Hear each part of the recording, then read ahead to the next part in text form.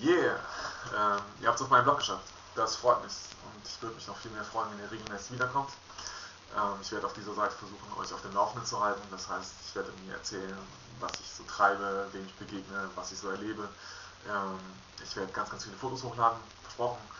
Und sicherlich auch das ein oder andere Video. Nicht nur mit dieser Webcam da, sondern auch mit meiner Videokamera, die ich schon eingepackt habe.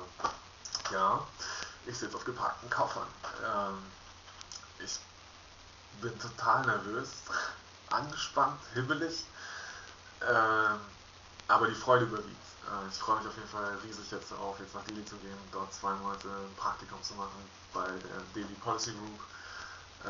Das wird auf jeden Fall ein super spannender und interessanter, auch sicherlich sehr wichtiger Abschnitt in meinem Leben.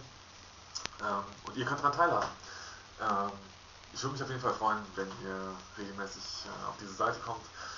Die Adresse ist super einfach eigentlich. janpaul in Indien.blogspot.com.